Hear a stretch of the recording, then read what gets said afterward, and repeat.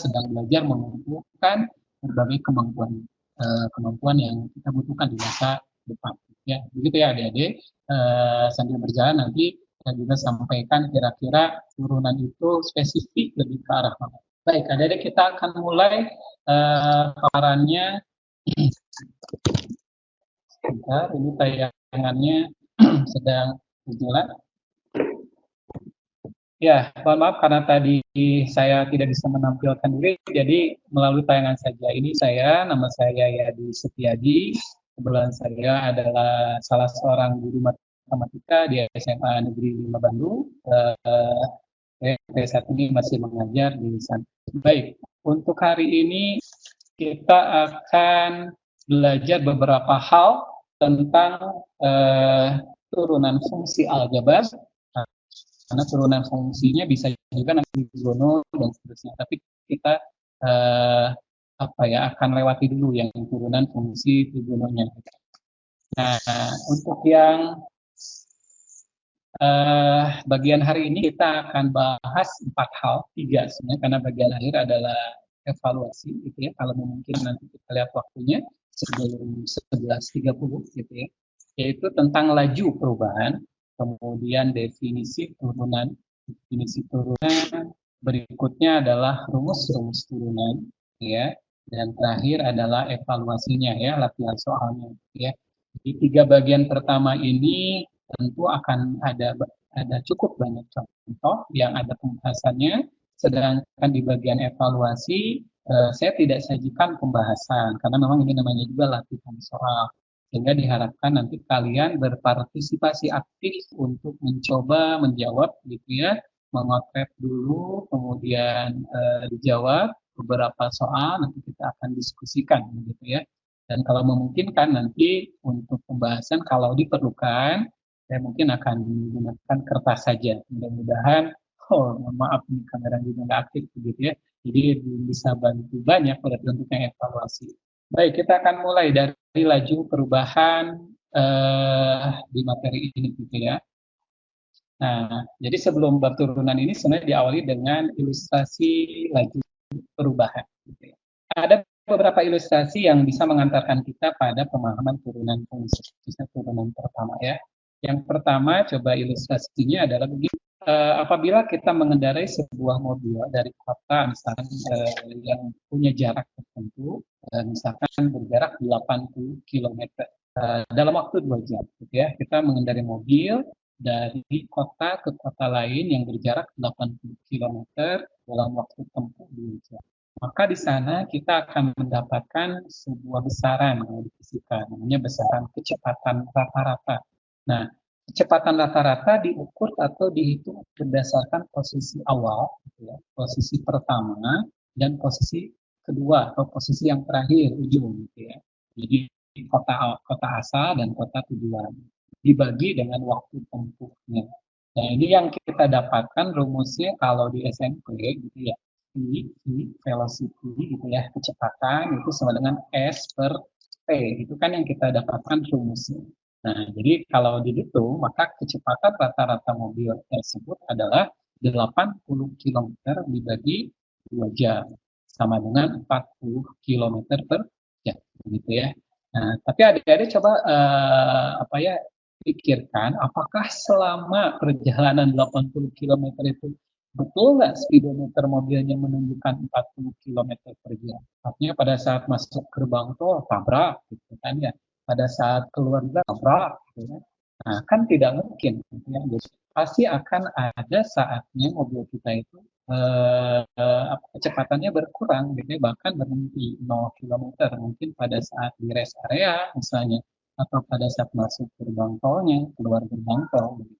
Sehingga angka 40 km per jam ini sebenarnya tidak bisa kita artikan sebagai kecepatan di tiap saat, gitu ya, di setiap titik. Jadi hanya rata-rata saja. Baik, ilustrasi yang kedua adalah tentang bakteri.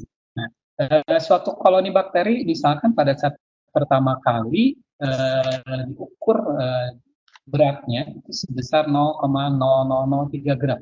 Kemudian setelah 3 hari bobotnya diukur lagi sehingga diketahui jadi 0,0048 gram. Ya. Maka dari sini kita bisa artikan laju pertumbuhan rata-ratanya. Jadi masih menggunakan rata-rata, ya, karena kita menggunakan kondisi awal yaitu pada hari pertama sebesar saat ini dan kondisi akhir sebesar ini ya gamnya. Sehingga kalau kita hitung rata-rata laju pertumbuhan bakteri ini yaitu kondisi akhir berat bakteri tersebut dikurangi kondisi awal berat bakteri dibagi masa observasinya 3 hari dan hasil hitungannya adalah 0,0015 gram. Jadi laju perubahan pertumbuhan rata-rata bobot koloni bakteri ini sebesar 0,0015 gram per hari gitu ya. Baik, kita lanjutkan lagi dengan ilustrasi yang ketiga kaitan dengan matematika sekarang. Bentar, agak berat programnya. Ya, ilustrasi yang ketiga, mungkin ilustrasi yang terakhir ya untuk mengawali turunan fungsi aljabar. Nah, kalau tadi dikaitkan dengan konteks sehari-hari, bakteri, kemudian kecepatan, nah sekarang konteks keseharian itu kita formalkan dalam bentuk notasi-notasi. Nah, jadi perlu ketahui bahwa fungsi yang selama ini kita tahu yang dinotasikan fx, dx, ax, dan seterusnya, gitu ya, itu menandakan satu pemodelan tertentu, model permasalahan tertentu. Bisa jadi pemodelan tentang kalau sekarang misalkan COVID-19, kalau ada pernah baca di apa ya media massa atau di media online atau mungkin di artikel-artikel keilmiahan bahwa pemodelan COVID-19 ini sudah diketahui ya, dari di berbagai negara. Nah, pemodelannya itu berupa fungsi kurang lebih seperti fx sama dengan seperti inilah. Tapi tidak jangan berpikiran bahwa fungsi yang terbentuk model pemodelan pertumbuhan COVID-19 ini seperti yang kita pelajari sekarang, X kuadrat kurang 1. Itu terlalu sederhana. Pemodelannya akan lebih rumit lagi, akan lebih kompleks. Tetapi pemodelan yang rumit dan kompleks tadi sebenarnya bisa kita pelajari tentunya kalau kita udah melewati pemodelan-pemodelan yang sederhana. Misalnya fungsinya berupa fungsi kuadrat. Fx sama dengan x kuadrat kurang 1, nilainya itu kan berubah-ubah apabila x-nya kita ubah-ubah. Gitu ya. Makanya x kan disebut berubah, sesuatu yang bisa diubah-ubah. Gitu ya. Jadi kalau x-nya diubah, otomatis nilai fungsi fx akan berubah. Nah, dari sana kita bisa mengambil laju perubahan rata-rata nilai fungsi fx terhadap variabel x. Jadi kalau misalnya ini adalah kondisi awalnya, kalau X-nya 2, maka Y-nya adalah 3 kan. 3 dapat dari 2 kuadrat dikurang 1. Nah, dan kondisi akhirnya ada di sini, kalau X-nya kita ambil 5, maka Y-nya adalah 5 dikuadratkan kurang 1. Ini berapa tuh? 24 kan ya.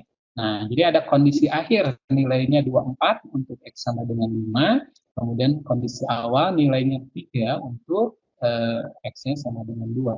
Nah, laju perubahan rata-rata yang kurvanya ini seperti apa lengkungan itu dapat itu berarti F5 dikurang F2 dibagi 5 kurang 2. Nilai fungsi untuk X sama dengan 5 dikurang nilai fungsi untuk X sama dengan 2 dibagi oleh selisih X-nya ya 5 kurang 2. Dan kita dapat laju perubahan rata-rata nilai fungsinya adalah 7. Begitu ya.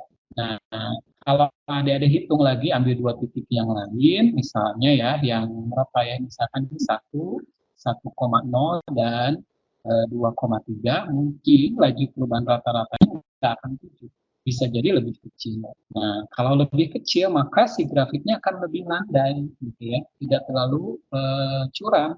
Tapi kalau laju perubahannya besar, gitu ya, itu berarti akan jadi curam dan grafiknya akan benar-benar curam. Nah, seperti itu ya, adik-adik. Baik, kita teruskan.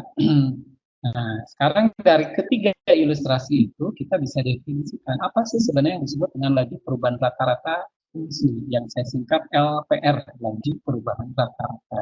Nah, laju perubahan rata-rata itu adalah nilai fungsi di X sama dengan B, FB. FB ini adalah di apa ya di titik yang kedua di sini. Sedangkan FA adalah di kondisi awal. Jadi laju perubahan rata-ratanya adalah FG dikurang FA dibagi oleh B kurang A, gitu ya. Dan kalau ada kaitan dengan apa ya, gradien, dulu masih ingat belajar kalau dalam sebuah garis gitu ya. Ada kemiringan garis. Kemiringan garis itu istilah lainnya adalah gradient. Dan rumusnya kan sama seperti ini. Y2 atau FG dikurangi X1 atau FA gitu ya, dibagi X2 kurang X1 atau delta XB kurang. Itu lagi perubahan rata-rata ya, adik-adik. Baik, kita teruskan ke tayangan berikutnya. Nah, tadi disebutnya laju perubahan rata-rata, sekarang namanya laju perubahan saat. Kenapa ada laju perubahan sesaat? Nah, ilustrasi yang awal bicara tentang kendaraan kecepatan mobil, gitu ya tadi, bahwa laju perubahan kecepatannya itu adalah tadi 40 km per jam. Ya.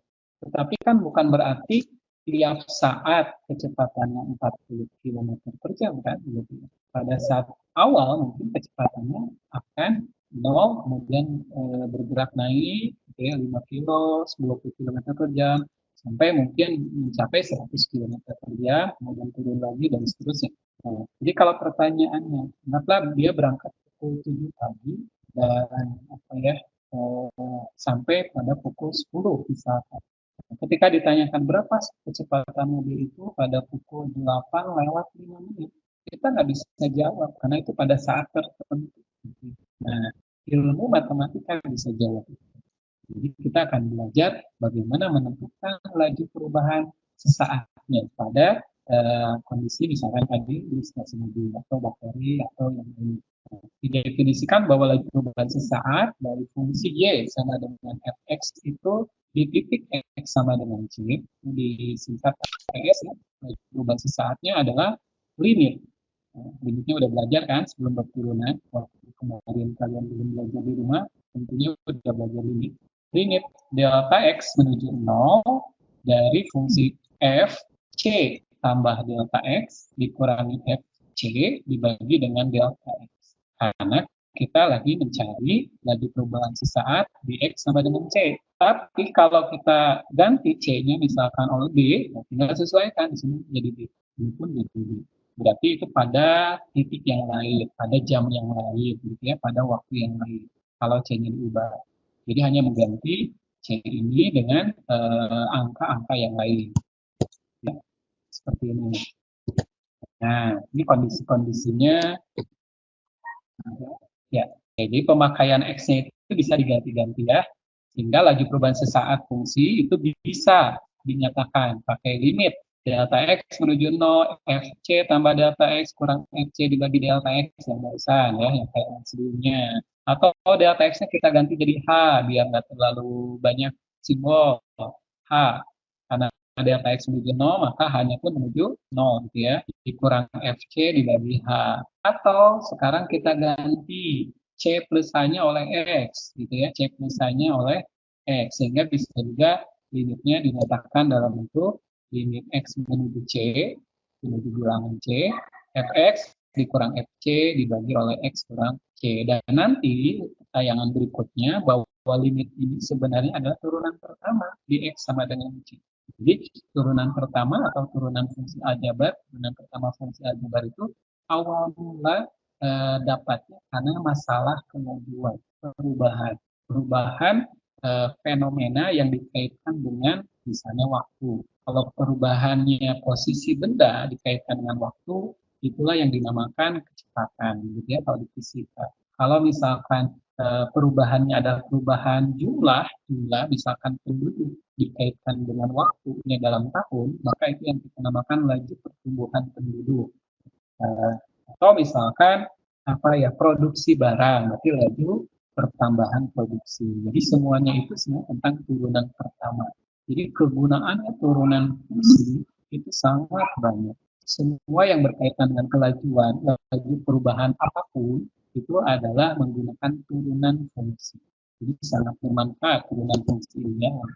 Baik, kita teruskan pada bagian selanjutnya ya sebelum ke soal-soal, ke rumus-rumus. Nah, contoh untuk kelajuan.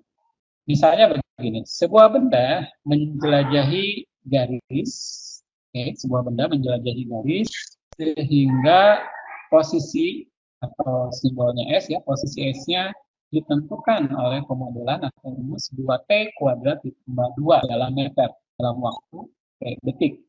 Berapa kecepatan rata-rata pada selang waktu 2 lebih kecil sama dengan T, lebih kecil sama dengan 3.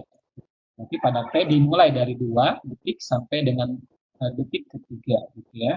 Ini cukup cukup lama ya, detik kedua sampai detik ketiga. Nah, kecepatan rata-rata, bukan kecepatan sesaat. Yang kedua, berapa kecepatan rata-ratanya pada selang waktu sedikit berubah nih. Dua, kalau tadi mulai dari 2 sampai detik ketiga, sekarang diperkecil.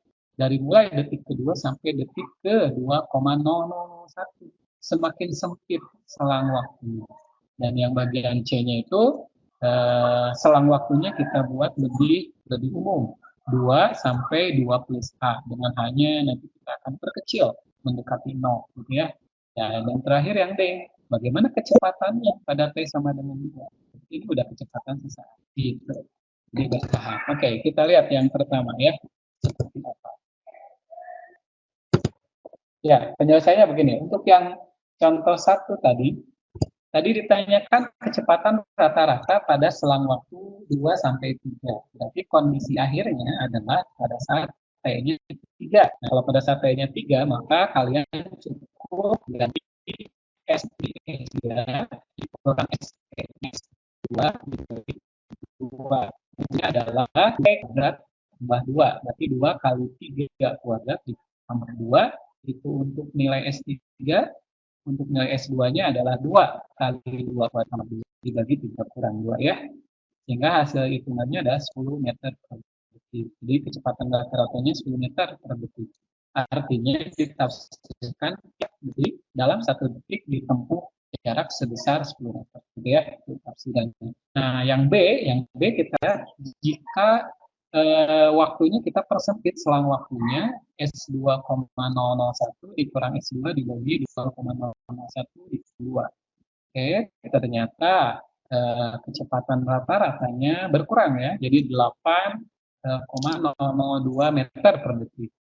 Kalian perhatikan ada perbedaan, ada selisih. Yang pertama 10 meter, kedua 8,002 meter. Lebih akurat yang mana? Jelas yang B, karena selang waktunya semakin kecil, semakin sempit. Nah, sekarang kita lihat yang C. Yang C ini apa ya? Yang C ini berarti lebih diperumum, yaitu 2 sampai 2 plus A. Seperti yang jawaban sebelumnya, T-nya diganti oleh 2 plus A, yang ini T-nya diganti oleh 2. Kalau T-nya diganti oleh 2 plus A, maka hitungannya jadi 2 kali 2 plus A kuadrat tambah 2. Ini dari mana? Jadi dari tayangan yang sebelumnya yang fungsinya ST sama dengan T, 2T kuadrat tambah 2. Gitu ya. Jadi kalian tinggal substitusi dikurangnya ini dengan H. Hasilnya jadi berupa rumus 8 tambah H. Ya, tergantung H-nya kan. Jadi kalau hanya misalnya 1, berarti kalau hanya 1 itu ada selisih 2 sampai 3 kan selisihnya 1. Nah, gitu ya. Misalkan kalau hanya kamu ganti dengan 2, maka dapatnya 10 gitu ya. 2 tambah 10. 8 tambah 2 jadi 10. Oke. Yang berikutnya tadi berarti kecepatan pada saat T sama dengan 2. Berapa lebih tadi? Nah, kecepatan pada saat T-nya sama dengan 2 berarti si nilai delta X-nya atau nilai H yang tadi harus mendekati 0. Ya, supaya tidak ada selang waktu antara 2 detik sampai detik ketiga. Jadi delta X-nya kita buat mendekati 0 atau H mendekati 0. Akibatnya, tadi kan udah dihitung sebelumnya muncul 8 tambah H. Tapi masih ada limit ya. Limit delta X menuju 0 atau H menuju 0, 8 tambah delta X atau 8 tambah H. Kenapa hasilnya 8? Ya, karena kalau pada limit kan kita sebenarnya tinggal masukin aja ya nilai si delta X-nya ke sini. Berarti 8 tambah 0 hasilnya adalah 8. Nah, sehingga kita bisa lihat semula laju perubahan rata pada selang waktu yang dari detik kedua sampai detik ketiga. Nah, sekarang selang waktunya diperkecil sampai dengan mendekati 0, maka dapatnya kecepatan atau laju perubahan sesaat sebesar 8 meter per detik. Nah, itu untuk laju perubahan gitu ya. Itu untuk yang contoh pertama. Kita lihat beberapa contoh lagi kalau ada gitu ya. Oke, nah, ternyata masuk ke bagian kedua. Nah, itu untuk yang laju perubahan sesaat yang tadi, ini mengantarkan kita pada,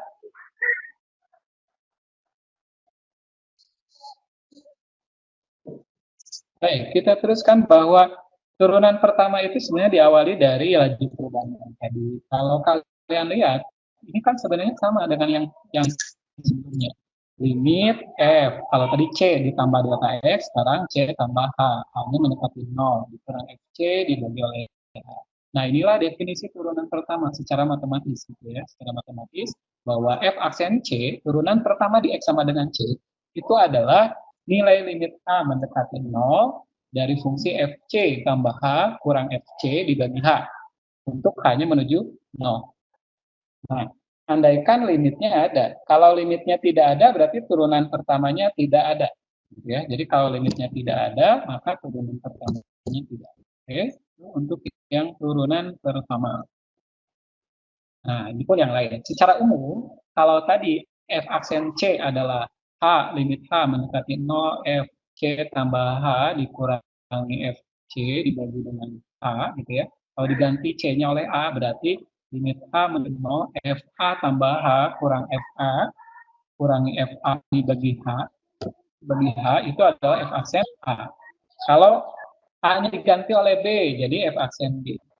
Nah, terus kalau A, B, C-nya kira umum diganti oleh X, maka apa yang terjadi?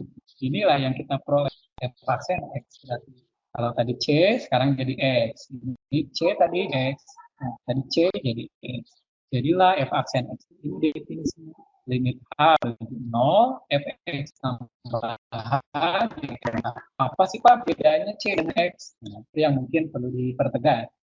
Kalau C atau A atau B yang tadi itu berupa bilangan. A, B, C-nya berupa bilangan. Sedangkan X itu variabel. Jadi kalau f aksen X nanti berupa fungsi yang melibatkan variabel X. Tapi kalau f aksen A, f aksen B, f aksen C itu hasilnya berupa angka, bilangan biasa. Ya, itu bedanya. Jadi kalau nanti ada pertanyaan, berapakah turunan pertama di X sama dengan 1? Berarti kalian menghitungnya f aksen 1. Tapi kalau ada pertanyaan, tentukan F aksen X. Nah, berarti kalian menggunakan limit yang bawah, yang ini. Ya. Beda ya. Jadi kalau mau mencari F aksen 1, kamu ganti A-nya oleh 1, ganti oleh 1, ganti oleh 1. Kalau kamu diminta mencari F aksen 5, berarti A-nya ganti oleh 5. 5 itu ganti oleh 5. Tapi kalau dimintanya, berapakah F aksen X-nya, maka kalian gunakan yang bawahnya. Contoh misalnya sebagai berikut.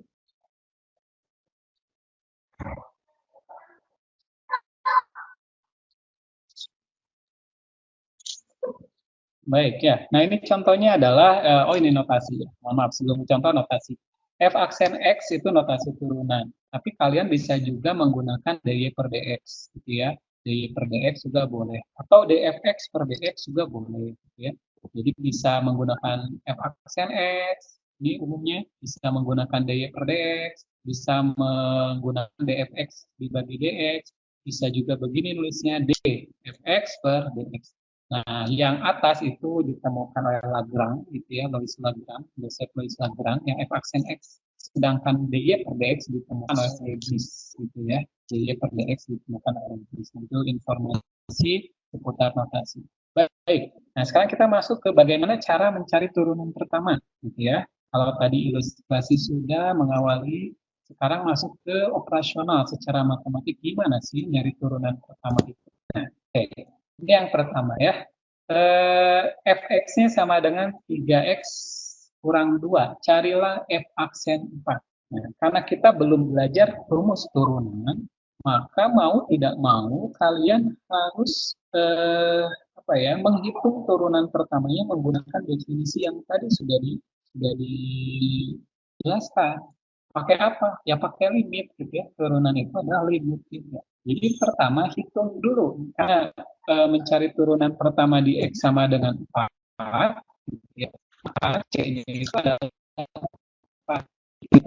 F, C, A, F, sama dengan F.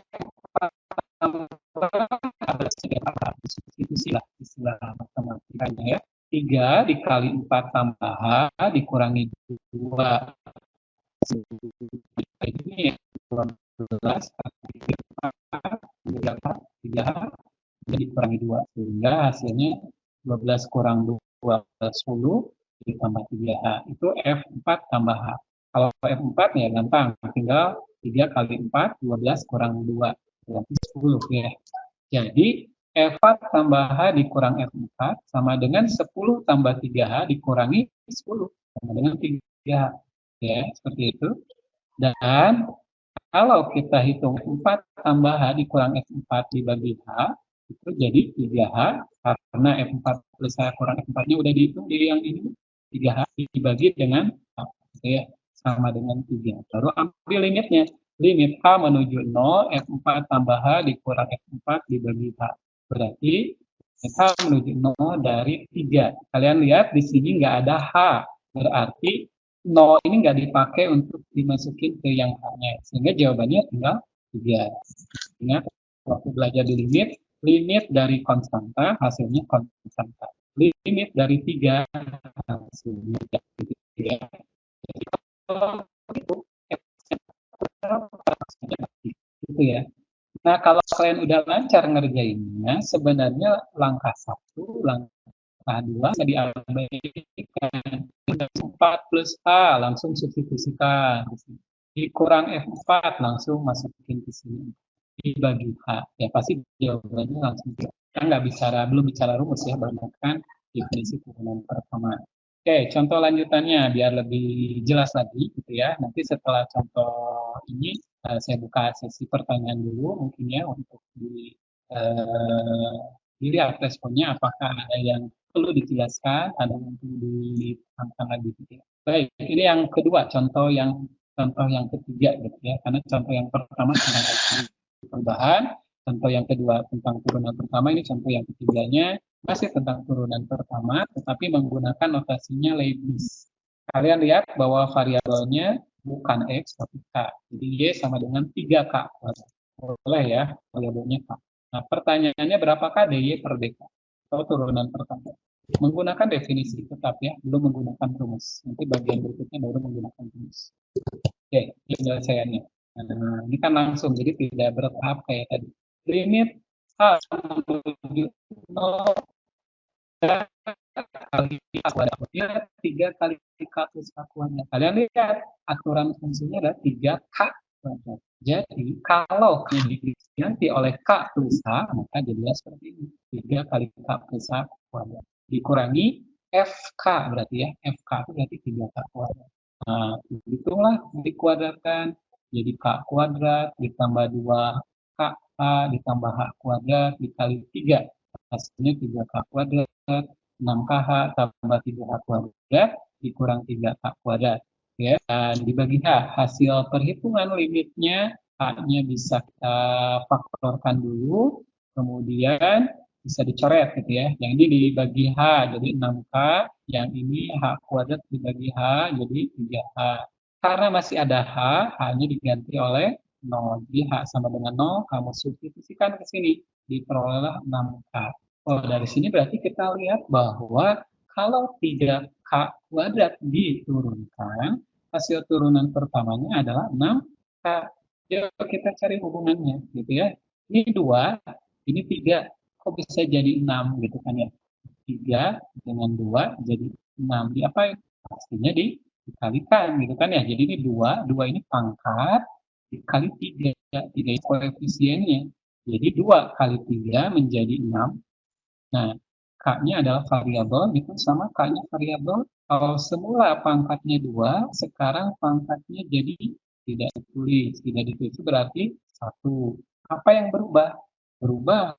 Yang semula pangkat 2 menjadi 1, berarti dikurangi dong ya yang 2 ini. Dikurang 1.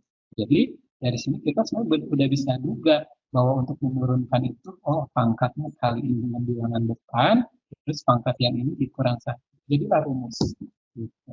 Karena kalau kita bayangkan seandainya semua turunan pertama dicari dengan menggunakan limit begini, wah kebayang gimana kalau fungsinya yang rumit gitu ya. Ini masih sederhana. Kalau yang rumit bagaimana gitu ya? Yang rumit pasti limitnya akan sulit ya, akan sulit. Lebih sulit dibandingkan yang oke. Ya, ini contoh terakhir untuk yang eh, limit menggunakan definisi turunan. Gerakan gelombang laut akibat ledakan gunung berapi dapat dirumuskan dengan model GT sama dengan T kuadrat tambah 2. Bisa, gitu ya, gelombang laut. Ini kok kayak ngarang ya, ngasal gitu. Ya iyalah, ini kan simulasi namanya juga. Kalau sebenarnya fungsinya nggak akan begini. Gelombang laut itu kan tidak beraturan, tidak parabolik, makin ke sini kan makin kecil sebenarnya. Tapi ada kayak parabolanya kan seperti gulungan ombak itu kan, jadi ada lengkungan parabolik. Jadi dianggaplah fungsinya GT sama dengan T kuadrat tambah 2 persamaan gelombangnya ya, gelombang air laut. Untuk T-nya dimulai dari 0 sampai 30 detik gitu ya. Oke, ini dalam satuan kilometer. Jadi dalam 1 kilometer kecepatannya berarti 3 kilometer. Dalam 1 detik 3 kilometer per jam. Dalam 1 detik 3 kilometer, mohon maaf. Berapa lama waktu yang diperlukan oleh gelombang itu untuk bergerak sejauh 3 kilometer? Oke, gerakan gelombangnya dirumuskan pakai fungsi GT. Nah, setelah 8 akan menempuh 8 kilo itu setelah berapa lama? Ya. Nah, kemudian berapa kecepatannya pada saat itu? Oke, nah itu yang ditanyakan, ya. Baik, kita lihat dulu bagaimana sih menyelesaikannya. Ya, nah ini penyelesaiannya ya. T kuadrat tambah 2T yang tadi GT itu kan sama dengan 8. Karena pengennya 8 kilo kan ya. Jadi kan ST menyatakan persamaan gerak gelombang yang ditempuh untuk waktu tempuhnya T. Berarti T kuadrat tambah 2T sama dengan 8 kilo. T kuadrat tambah 2T, 8-nya pindah ke kiri, dikurang 8 gitu ya. Kemudian diperolehlah T sama dengan 4 atau T-nya sama dengan 2. Karena T sama dengan 4 ini mungkin, gitu ya, maka yang diambil adalah T sama dengan 2. Kenapa nggak mungkin? Tidak ada waktu negatif 4 detik. Jadi akan tercapai 8 km itu selama 2 detik. Gitu ya. Dan berapa kecepatannya? Kecepatannya itu adalah di aksen 2 berarti. Karena laju perubahan pergerakan gelombang terhadap waktu untuk H mendekati 0. Karena spesifik pada saat T sama dengan 2 berapa kecepatan. Jadi G aksen 2-nya adalah limit H menuju 0, G2 plus H kurang G2 dibagi H. Atau kamu turunin yang tadi T kuadrat tambah 2. Ya, sebenarnya. Diperolehnya nilai limitnya adalah yang ini gitu ya, 2. Jadi kecepatan pada saat T sama dengan 2 detik, yang tadi kilometernya adalah 8 kilometer itu, kecepatannya sebesar ini, 2 kilometer per jam. Gitu ya. Itu untuk yang turunan dengan menggunakan apa ya? Menggunakan definisi awal. Oke, itu dulu mungkin. Ada yang ditanyakan dulu Bu Siti Nudini, mangga mungkin dari peserta ini ada yang Oh iya. Adik-adik, silakan bila ada pertanyaan. Sebentar ya Pak. Silakan melambaikan tangan. Ya, raise your hand, kecuali kalau kalian menganggap bahwa ini harus dilanjutkan dulu, begitu ya. Kalau dilanjutkan dulu, saya akan lanjutkan dulu. Ya, silakan. Pak, belum ada ya? Iya, kita teruskan ya ke bagian berikutnya, yaitu kalau tadi mencari turunannya menggunakan definisi, gitu ya. Jika nanti guru kalian bertanya, coba cari turunan pertama menggunakan definisi turunan. Nah, berarti nggak boleh pakai rumus, pakai yang cara yang barusan, limit H menuju 0, Fx tambah H kurang Fx dibagi H. Suka tidak suka ya harus dilakukan, karena belajar itu kan harus dialami, gitu ya. Nah, kalau semuanya pakai limit, tadi kan saya sudah sampaikan, gimana kalau fungsinya rumit, gitu ya. Maka ada solusi, gitu ya, menggunakan rumus turunan. Ya. Nah, rumus turunannya adalah ini yang pertama. Turunan dari fungsi konstan fx sama dengan k atau bilangan, turunan pertamanya adalah 0. Jadi kalau fx sama dengan 7, berapa turunannya? 0. Fx sama dengan 10, turunannya berapa? 0. Ya. Kalau nggak mengandung variabel x, berarti turunannya 0. Buktinya ada di sini, nanti kalian bisa simak ya pembuktiannya, karena ini kan materinya di-share juga. Oke, ya, lanjutkan ke teorema yang kedua. Rumus yang kedua ya, teorema yang kedua. Nah, rumus yang kedua, fungsi identitas. Fx sama dengan x, itu namanya fungsi identitas.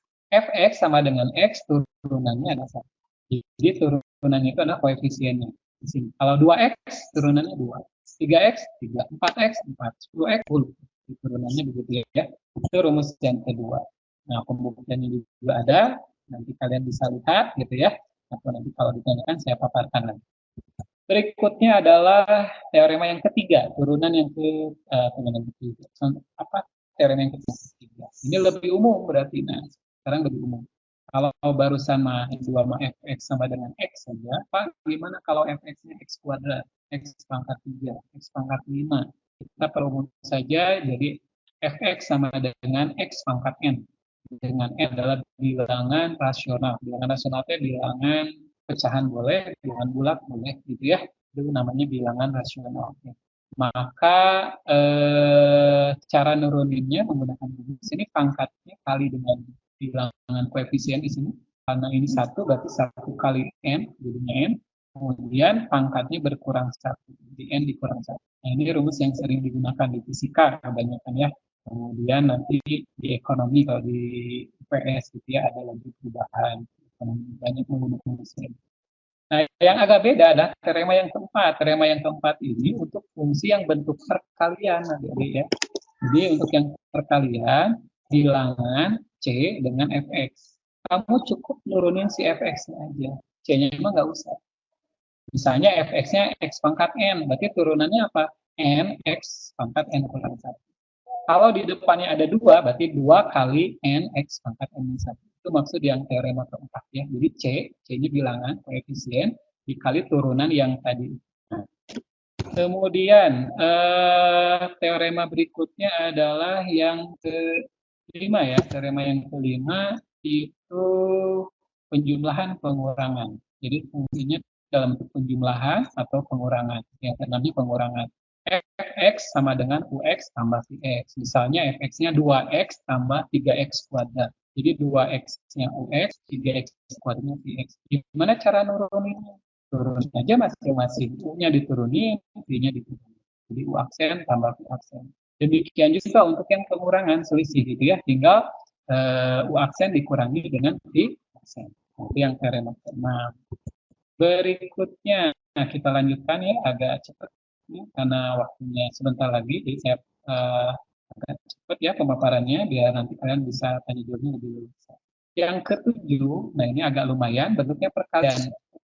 U kali V, Fx sama dengan U kali V. Maka turunannya tidak jadi U aksen kali V aksen, melainkan U aksen kali V ditambah U kali V aksen. Atau boleh notasi yang lain lah. DDX dari U kali V adalah U aksen V ditambah U V aksen. Ini turunan terhadap X dari U kali V. Ingat ya rumusnya U aksen V tambah U V aksen. Itu untuk yang perkalian. Baik, yang perkalian saya kasih contoh karena agak lumayan perlu contoh ya kalau yang perkalian. Kalau penjumlahan pengurangan kan tinggal masing-masing aja diturunin. Nah, coba kalian lihat contohnya. Misalnya yang akan kita turunkan adalah fx sama dengan 3x kuadrat dikurang 2 kali x pangkat 4 tambah x. Nah, kalian lihat ini bentuknya ada perkalian. U kali V. Jadi, ux-nya kita anggap 3x kuadrat min 2, Vx-nya dianggap X pangkat 4 tambah X. Boleh nggak ditukar yang ini UX, sedangkan yang depannya VX? Boleh, kalau kalian nggak pusing silakan. Tidak masalah, karena perkalian itu bersifat komutatif. Setelah itu gimana? Kamu cari dulu U aksen atau turunan dari U. Turunan dari 3X kuadrat adalah 6X. Kenapa 6X? Karena ini 2 kali 3, jadi 6. Pangkatnya kurang 1, jadi X pangkat 1. Sedangkan min 2 ini kan bilangan, turunannya jadi 0. Nah, demikian juga yang X pangkat 4, kamu turunkan jadi 4, X pangkat 4 kurang 1, 3. Sedangkan plus X, nah, karena ini fungsi identitas, tadi turunannya adalah 1. Jadi, aksen X plus 1, sedangkan aksennya adalah X. Rumus turunan untuk bentuk perkalian. Jadi, aksen X-nya, F aksen X-nya adalah UX kali V aksen X ditambah U aksen dikali VX. Atau boleh ini dulu, U aksen kali VX ditambah U kali V aksen.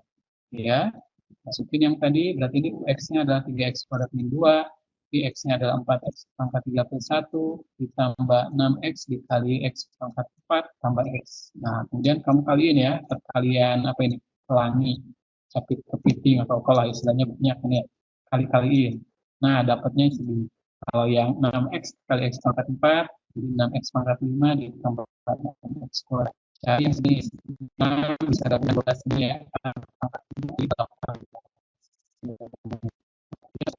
Itu yang 18/5 kurang 8/3 dan X kuadrat kurang 2. Atau bisa saja begini, kalian kaliin dulu si fx-nya, jangan dulu turunin, tapi ini kalian dulu, kaliin, baru turunannya belakangan. Itu juga boleh. Oke, itu untuk yang rumus ke-7. Rumus ke-8 adalah pembagian. Rumusnya ada 9, jadi tinggal 2 lagi, 8 dan 9 ya. Untuk yang pembagian mirip-mirip dengan perkalian. Jadi kalau U dibagi V mau diturunkan jadinya U aksen V kurang U V aksen dibagi V kuadrat. Kalau perkalian tadi kan U aksen V tambah U V aksen, nggak dibagi. Kalau pembagian U aksen V, U V aksen dibagi V kuadrat. Oke? Itu contohnya misalnya nggak ada. Oke. Nah, sekarang yang terakhir, aturan rantai. Ya, aturan rantai itu turunan untuk fungsi komposisi. Di komposisi T apa ya? FOG, GOF yang kayak gitulah. FGX, GOFX gitu ya. Nah, gimana cara nuruninnya? Cara nuruninnya adalah kalau kita menurunkan fungsi FGX, maka F dulu yang diturunkan jadi F aksen. GX-nya biarkan, tetap nggak berubah, baru dikali G aksen X. Makanya dinamakan aturan rantai, kayak rantai. Jadi setelah menurunkan anak rantai ke satu, baru menurunkan anak rantai kedua. Bisa begitu ya. Kalau menggunakan notasi Leibniz, dy per dx adalah dy per du. Jadi turunkan y terhadap u dikali turunan u terhadap x. Jadilah dy per dx. Inilah, ini f aksen g itu namanya dy per dx. Sedangkan aksen x ini namanya dy per dx. Contoh, biar lebih jelas ya. Ini yang terakhir untuk rumus turunan. Gitu. Oke, ini rumus turunan. Contohnya misalnya, tentukan turunan dari y sama dengan 4x kuadrat dikurang 5x tambah 3 dipangkatkan 6. Kalau nggak ada pangkat 6 ini gampang ya. Kalian tinggal turunkan masing-masing suku. Tapi karena ini ada pangkat 6, maka dia jadi lumayan. Harus menggunakan aturan rantai. Nah, caranya begini. Pertama, kamu misalkan yang di dalam kurung ini dengan U, biar ada du per dx tadi ya. U sama dengan 4x kuadrat dikurang 5x tambah 3. Berarti fungsi ini dapat dinyatakan dalam bentuk y sama dengan U pangkat 6. Oke, y sama dengan U pangkat 6. Cari dulu dy per dx ini berarti bukan dy per dx, dy per du mestinya.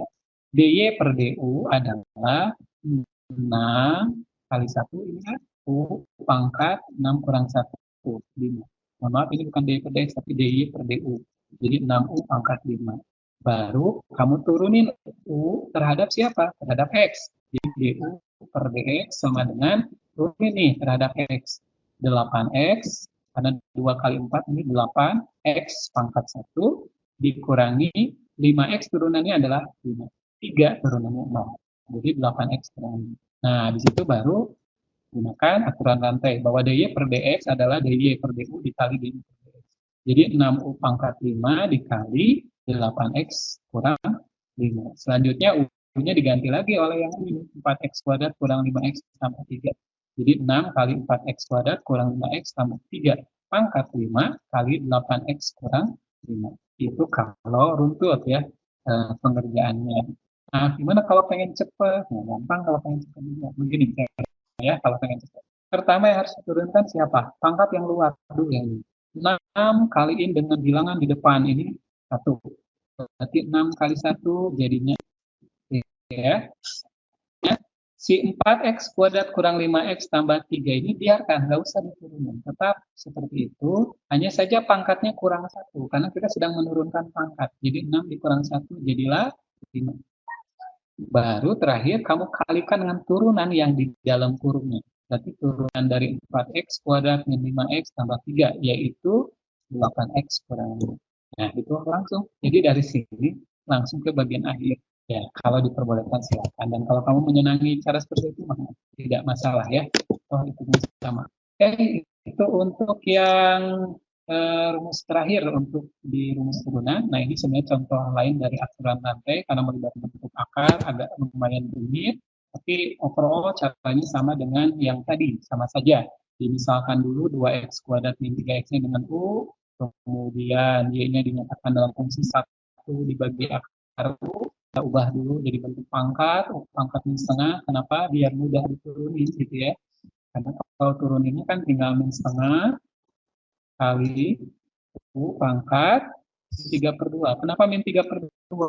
Karena pangkat yang min setengah ini dikurang 1. Min setengah, min 1, jadinya min 3/2 kan. Ya, seperti itu. Kemudian cari DU per DX-nya, berarti turunan dari 2X kuadrat kurang 3X. Baru setelah itu,